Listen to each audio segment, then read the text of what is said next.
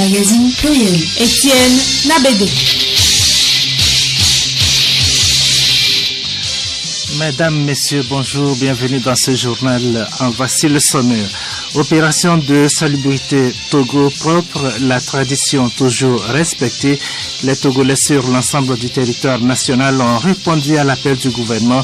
Objectif, maintenir toujours propre l'environnement et notre cadre de vie. La troisième édition de la foire Made in Togo referme ses portes le 5 août prochain.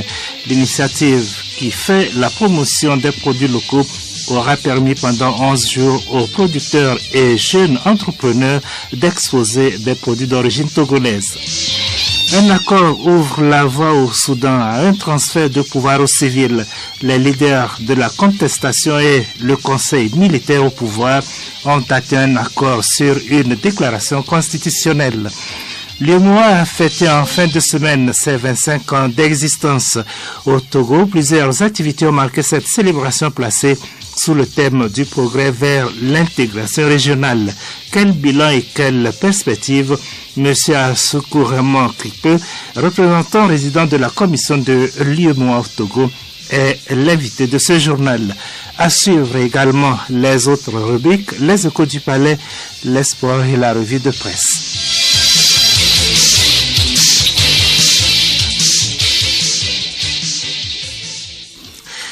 Mesdames et messieurs, une fois de plus, bonjour. Opération de salubrité publique Togo propre ce samedi. La préfecture du Golfe a mis au propre ce matin les alentours du monument de Baguida et d'autres endroits. L'opération se situe dans le cadre de la journée Togo propre instituée par le gouvernement. Ce fut l'occasion pour le préfet Komla Bostier de sensibiliser la population sur la nécessité de maintenir toujours propre l'environnement et notre cadre de vie. Baguida est l'une des anciennes capitales du Togo et chaque fois il faudrait que nous prenions soin de cette ville. Et surtout, lorsque nous allons vers la communalisation, il faudrait que nous fassions un pas pour regrouper les gens, faire savoir que l'environnement est très cher. Le geste de ce matin, c'est pour donner un signal à nos futurs maires. Ils doivent savoir que les premiers samedis du mois, ce n'est pas une exigence du gouvernement, mais c'est quelque chose que nous devons faire pour l'environnement, pour garder l'environnement sain. Et quand vous avez un corps sain, il n'y a pas de maladie. Il n'y a rien qui doit nous toucher. Nous le faisons pour nous-mêmes.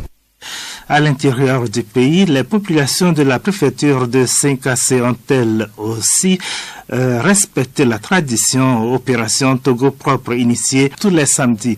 Elles ont mis au propre l'abattoir de la ville. Blimpo Boldia à Top Saint-Cassé nous en parle. L'opération de ce premier samedi du mois d'août qui a connu l'appui matériel et financier de la société Scanning System a mobilisé une foule nombreuse composée de chefs de service et de leur personnel, des forces de l'ordre et de sécurité, des membres de CDQ et CCD, des différentes organisations syndicales et les volontaires d'engagement citoyen VEC. Ils ont, à l'aide de râteaux, brouettes, coupe-coupe, pelles et roues, mis au propre l'abattoir de la ville situé au quartier Napenga. Le préfet de Saint-Cassé, le commandant Yanamitié Kab, qui a participé activement à cette opération citoyenne, a donné les raisons du choix de l'abattoir qui doit être toujours propre pour la sécurité des citoyens qui consomment chaque jour de la viande produite sur le site.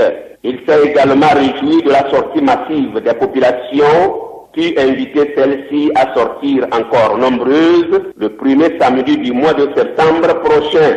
De Saint-Cassé, Blimpo Boldia, agent de presse pour Radio Lomé.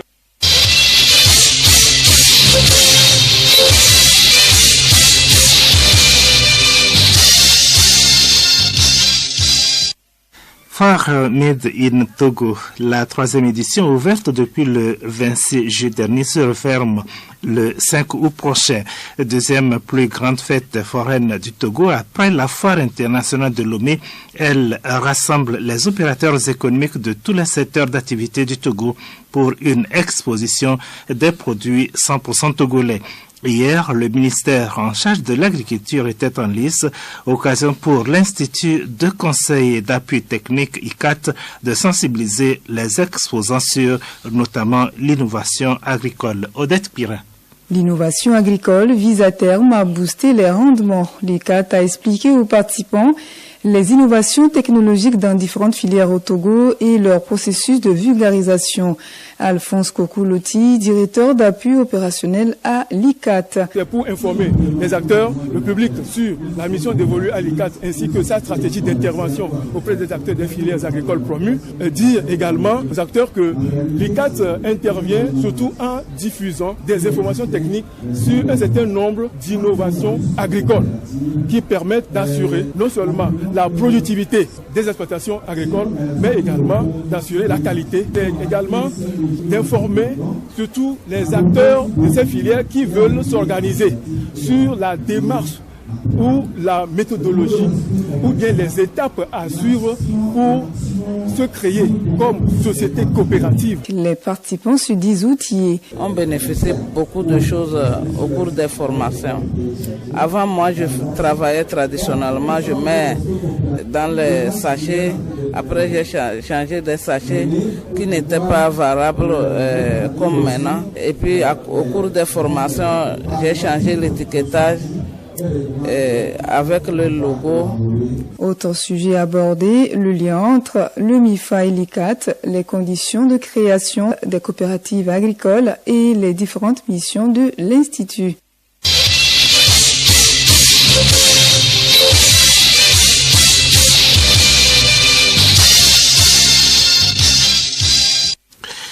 Les discussions se poursuivent en Côte d'Ivoire autour de la plateforme de l'opposition.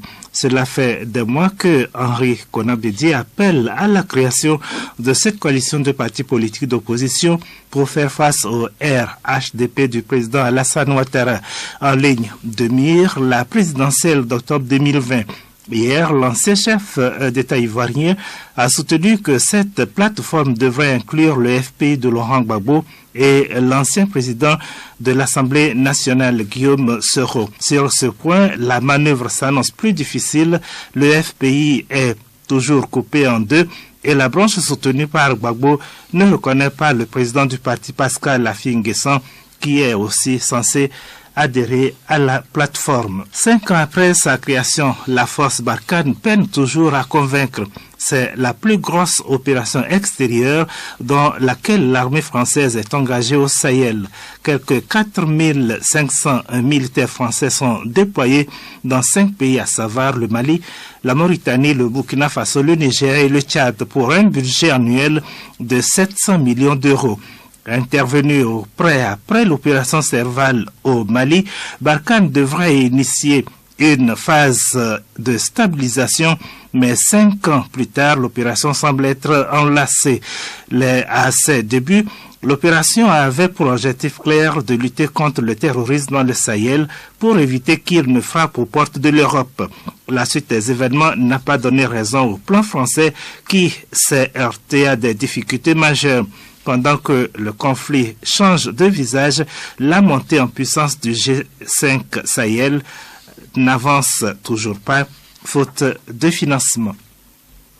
Espoir de paix au Soudan, les protagonistes de la crise soudanaise sont parvenus à un accord qui pourrait ouvrir la voie à un transfert de pouvoir aux civils. Les deux délégations, leaders de la contestation et conseil militaire au pouvoir, ont atteint donc un accord sur une déclaration constitutionnelle selon le médiateur de l'Union africaine, Angèle Ntondi. Peu après cette annonce, une foule s'est rassemblée à l'extérieur de la salle des négociations à Khartoum en brandissant des drapeaux soudanais et lançant des cris de joie. L'accord qui sera signé au cours d'une cérémonie est intervenu après 2 jours de pourparlers à Khartoum sur la transition politique dans ce pays entre l'Alliance pour la liberté et le changement ALC, fer de lance de la contestation, et le conseil militaire mis en place après la chute du président Omar el-Béchir le 11 avril dernier. Au terme de très difficiles négociations, les deux camps s'étaient déjà mis d'accord début juillet sur la création d'un conseil souverain composé de 5 militaires et de 6 civils, chargés de mener la transition pendant un peu plus de 3 ans. Les points encore en suspens portaient alors sur les pouvoirs de ce conseil souverain, sur le déploiement des forces de sécurité et sur l'immunité des généraux impliqués dans la répression de la contestation, notamment la dispersion meurtrière du sitting devant l'armée le 3 juin à Khartoum. Les pourparlers entre militaires et contestation initialement prévus mardi avaient été repoussés après la mort lundi de 6 personnes dont 4 lycéens à Al-Obeid dans le centre du pays lors d'une manifestation contre les pénuries de pain et de carburant. Le conseil militaire a annoncé hier l'arrestation de 9 paramilitaires accusés d'être impliqués dans la mort des lycéens. Une enquête a été ouverte pour faire la lumière sur ces événements. La RDC face à la propagation de l'épidémie d'Ebola, un an après le début de l'épidémie qui a déjà fait près de 2000 morts, le responsable du comité d'experts en charge de la coordination de la riposte, Jean-Jacques Mouyembe, a présenté sa nouvelle stratégie pour lutter contre l'épidémie.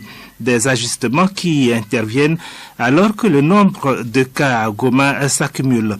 Plusieurs ministères seront impliqués dans la riposte, notamment les ministères de la Défense, de l'Intérieur et de l'Éducation.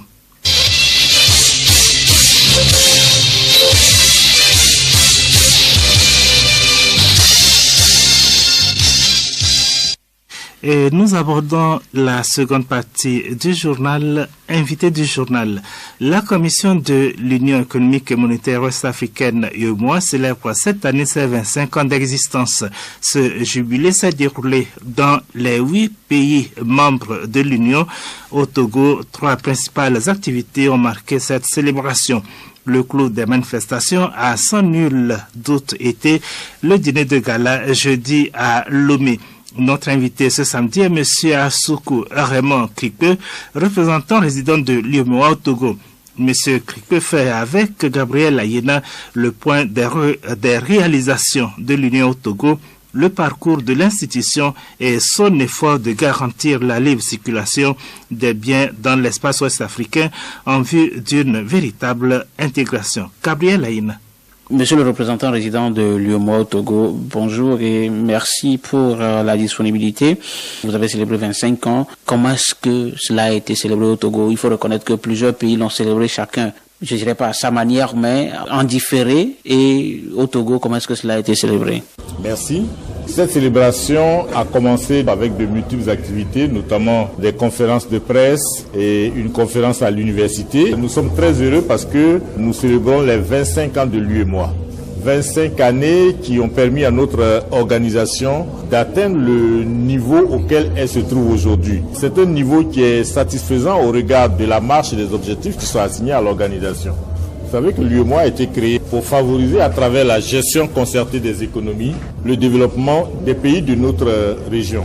Et donc l'UEMOA a mis en place des politiques économiques, des réformes communautaires qui nous permettent aujourd'hui d'avoir pour l'ensemble de la zone un taux annuel de croissance de 6% et une inflation maîtrisée autour de 1%. Je rappelle que c'est le 10 janvier 1994 que l'UEMOA a été créé à Dakar au Sénégal. Aujourd'hui, 25 ans après, quel bilan faites-vous au niveau de l'UEMOA? L'UEMOA intervient en accompagnement des efforts des États membres. Vous savez qu'au sortir de la première décennie de l'UEMOA, nous avons dû, pour répondre à des nécessités objectives, elles-mêmes dictées par la nécessité de l'approfondissement du processus d'intégration. Ce qui a obligé l'UEMOA à réaliser des actions concrètes de développement pour concourir au bien-être des populations. Déjà, la vocation de l'UEMOA, c'est de créer un espace de saine gestion économique. L'ensemble des réformes qui sont faites au niveau communautaire bénéficient à la gouvernance des États et doivent permettre aux différents États d'atteindre un certain niveau de croissance et de développement. C'est le but. Et c'est le but de l'ensemble des politiques et des réformes qui sont mises en œuvre. C'est déjà en soi un appui au pays que d'assurer la coordination des politiques économiques pour leur permettre d'avancer de façon harmonieuse. Créer un espace de 120 millions d'habitants est une opportunité, est une incitation très forte pour les entreprises, qu'elles soient d'ailleurs ou qu'elles soient du Togo. Donc c'est en cela, c'est un appui également à l'avancement du pays. Mais je dois ajouter que nous appuyons plus concrètement la mise en œuvre des réformes à travers des financements à travers du renforcement des capacités et nous avons des interventions et des investissements physiques sur le terrain. Et donc, les interventions de l'UEMOA au Togo, comme partout ailleurs dans les autres pays, couvrent une large palette. Ce sont des interventions très diverses qui vont de l'agriculture au transport, en passant par l'aménagement du territoire, l'énergie. Alors, revenons au Togo, puisque vous représentez la commission de l'UEMOA au Togo. Qu'est-ce qui a été fait concrètement si nous prenons les réalisations de l'UEMOA? L'UEMOA a contribué à des réalisations dans le domaine de la réhabilitation et de la construction de corridors routiers. Les travaux de la section de route Atakwame-Blita, par exemple, ont bénéficié du concours de l'UEMOA. Nous sommes un peu présents dans tous les investissements au niveau du secteur productif, des biens sociaux, comme du développement humain. Mais des nécessités, comme je l'ai indiqué tout à l'heure, liées à l'approfondissement, liées au fait qu'il faut assurer la crédibilité, la visibilité du processus et contribuer au bien-être de la population, ont amené l'UEMOA à élargir sa palette d'intervention et à réaliser des investissements physiques. L'agriculture, j'en ai cité quelques-uns, dans le domaine de l'énergie également, avec l'électrification rurale, donc notre palette d'intervention est tout à fait large et nous pensons que c'est la vocation de l'UEMOA d'accompagner les États dans leur effort de développement. Et cet investissement-là vient en complément des efforts des autorités nationales pour permettre au pays d'avancer dans sa quête du développement. Alors, nous tendons pratiquement vers la fin de cet entretien. Monsieur Krikpo, vous l'avez souligné, il est bien clair, le bilan il est satisfaisant. Néanmoins, il y a des défis à relever, n'est-ce pas? Oui, l'UEMOA c'est une success story pour parler un peu comme les anglicistes. Il y a beaucoup d'avancées, beaucoup de résultats positifs, mais nous n'oublions pas qu'il reste encore beaucoup à faire et que dans certains domaines, comme en certains endroits, les fruits ne portent pas encore la promesse des fleurs. Nous aurions aimé être beaucoup plus avancés en matière de libre circulation des personnes, des biens, des services et des capitaux, ainsi que du droit d'établissement. C'est vrai que beaucoup a été fait dans ce domaine, mais il subsiste encore des tracasseries, des contrôles illicites, toutes choses qui sont néfastes à la mise en place du marché commun. Donc nous ne sommes pas très satisfaits dans ce domaine. J'ai également parlé tout à l'heure du faible niveau des échanges intracommunautaires. Ce faible niveau ne reflète pas du tout la qualité des initiatives qui sont prises en ce domaine, parce que vous savez que la libéralisation des échanges intracommunautaires dans notre zone est effective depuis 2000. Donc nous savons que nous avons encore des défis qui nous interpellent pour rendre effective la libre circulation des personnes et des biens, pour améliorer le niveau des échanges intracommunautaires. Mais ce n'est pas tout. La vocation de l'UEMOA, c'est de permettre, en conjugaison avec les États, d'avoir plus de croissance, plus de développement pour freiner en réduisant le sous-emploi des jeunes, pour lutter contre ce phénomène de la migration clandestine, de la migration irrégulière, du fait de laquelle beaucoup de jeunes désespérés dans nos pays meurent dans la Méditerranée. Donc les défis sont énormes. Nous en avons conscience et nous estimons qu'après 25 ans, nous avons un certain nombre d'acquis qui nous permettent, que nous devrons capitaliser, consolider pour avancer de façon plus volontaire et de façon plus innovatrice. Nous devons notamment élever le niveau de réponse stratégique et opérationnelle de la Commission de l'UEMOA à la hauteur de ces défis. Monsieur Klippe, merci. Je vous remercie.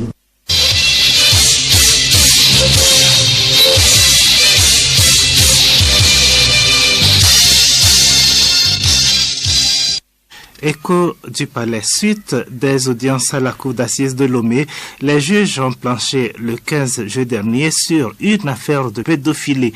Le sieur Hubert, 34 ans, accusé d'avoir violé les mineurs Olga, 11 ans, et Jacqueline, 13 ans, a été condamné à 5 ans de réclusion criminelle.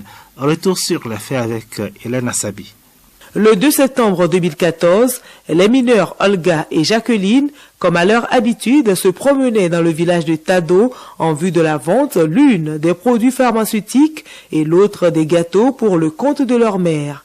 Le jour des faits, les deux mineurs se rendirent au domicile du nommé Hubert, qu'elles avaient croisé quelques jours auparavant et qui leur avait acheté des produits pharmaceutiques en vue de lui proposer à nouveau leurs produits. Profitant du fait qu'il était seul à la maison, le sieur Hubert leur fit voir un film pornographique qu'il avait dans son portable, ce qui n'a pas manqué d'attirer la curiosité des deux mineurs. Tour à tour, il les soumet à des rapports sexuels. Arrivés à la maison, les fillettes se gardèrent de signaler les faits à leurs parents. Le lendemain matin, la démarche inhabituelle de la nommée Olga attira l'attention de sa mère, qui n'a pas manqué de la soumettre à un interrogatoire. La fillette lui avoua les faits. Elle procéda à une vérification de ses parties intimes et découvrit qu'un liquide de couleur blanchâtre y coulait. Elle fit appel à son époux qui, après les mêmes constats, saisit la gendarmerie. Après les investigations, le nommé Hubert fut appréhendé puis inculpé de pédophilie. Tant en enquête préliminaire que devant le magistrat instructeur, Hubert a reconnu les faits à lui reprocher. Il a été donc condamné le 15 juillet dernier à 5 ans de réclusion criminelle par la cour d'assises de Lomé. Mais son avocat, maître Gbetogbe Maoulik Plimi, se dit satisfait car son client sera libéré en ces temps prochains, ayant été emprisonné depuis 2014. Nous avions voulu, depuis que nous préparons ce dossier, que si notre accusé qui reconnaît les faits devait être condamné, que la peine n'excède pas 5 ans afin qu'il puisse être remis en liberté en septembre. Dieu merci, grâce à l'indulgence des membres du jury et de la cour, il a été effectivement condamné à 5 ans d'emprisonnement, qui fait que en septembre il pourra retrouver sa liberté. C'est une joie pour nous. C'est vrai que du côté des victimes, on peut être un peu déçu quand c'est votre fille qui se retrouve dans ce genre de situation. Mais je crois que globalement, l'accusé présentait de véritables circonstances atténuantes qui ont joué en sa faveur. À samedi prochain.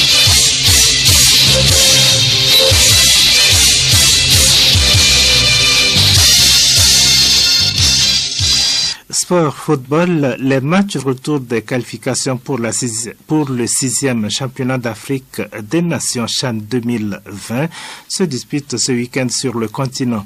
De leur côté, les éperviers locaux accueillent leurs homologues du Bénin demain dimanche au stade de Kégué. Aruna Mola. Jour de vérité pour les poulains de Jean-Paul Abalo-Dossé qui, après avoir réussi à tenir en échec les écureuils du Bénin 0-0 il y a une semaine, vont tenter de faire mieux sur leurs propres installations à Kégué. Conscients de cette tâche qui s'annonce ardue, les éperviers locaux ont peaufiné leur forme tout au long de la semaine en vue de mieux faire qu'à Porto Novo. En rappel, ce sont les écureuils qui avaient éliminé les éperviers lors des préliminaires du précédent CHAN. C'était au tir au but après une égalité parfaite. Ils doivent donc mettre les bouchées doubles pour éviter le même scénario. Le public est invité à faire nombreux le déplacement du stade de Kégué pour pousser les éperviers à la victoire. Coup d'envoi 15h30, temps universel. Autre match retour de ces éliminatoires sur le continent, Sénégal-Libéria, Kenya-Tanzanie,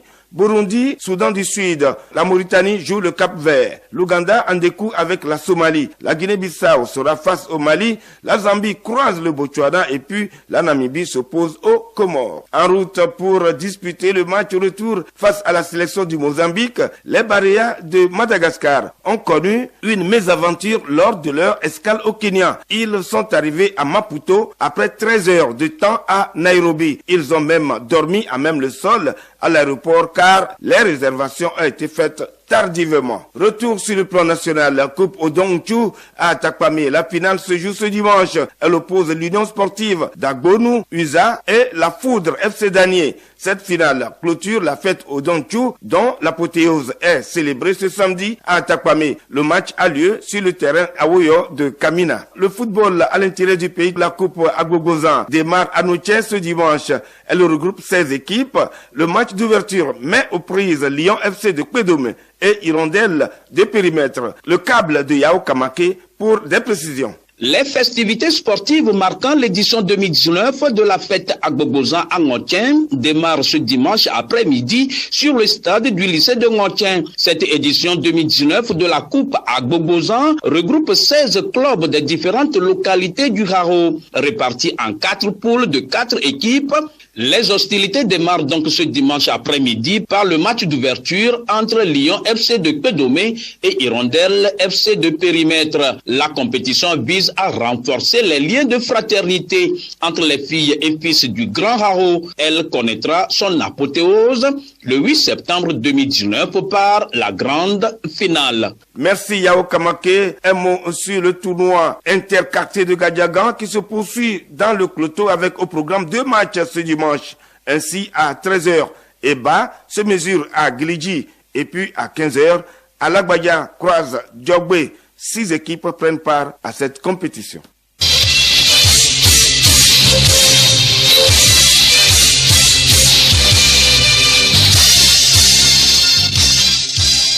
La revue de presse pour clôturer cette édition, divers sujets ont fait la une des différentes parutions cette semaine au Togo. Les gros titres ont porté sur la nuit du football africain et sur les braquages à répétition à Lomé.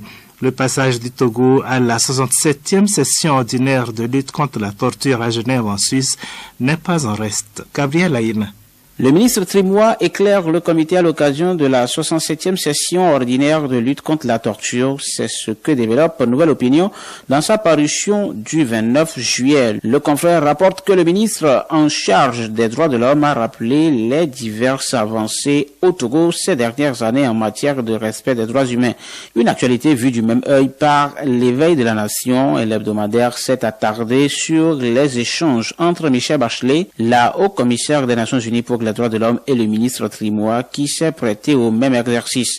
Au-delà des explications de la délégation togolaise, lors des diverses rencontres, l'important c'est la réaction du comité contre la torture qui est attendue de tous.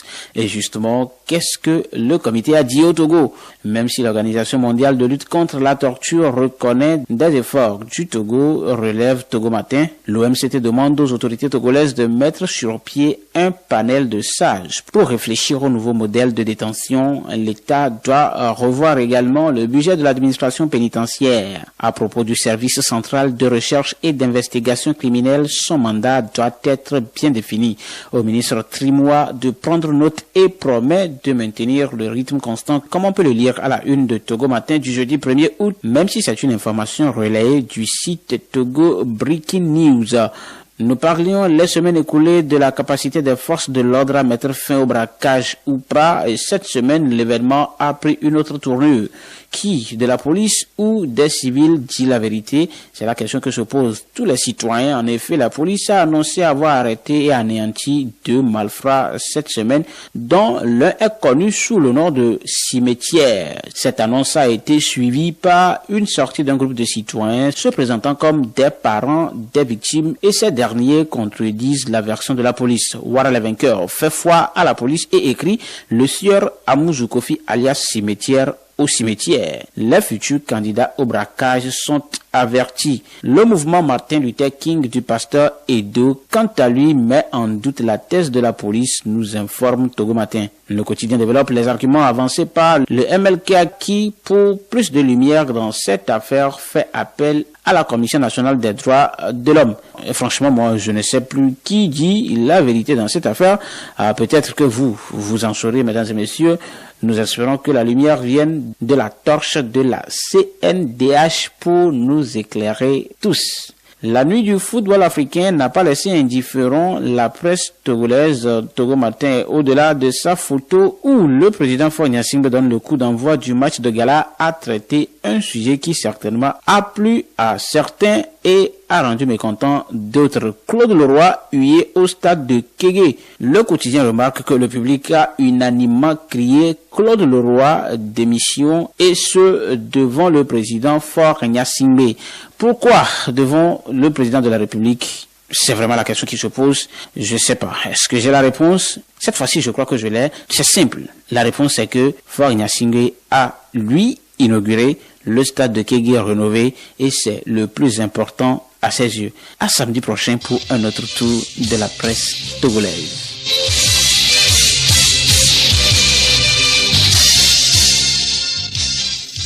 Pluriel, le magazine hebdomadaire de Radio Lomé.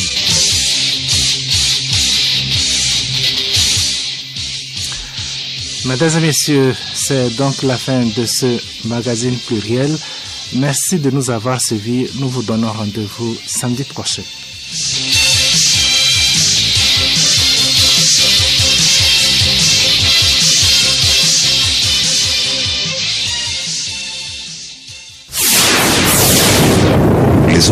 se propage.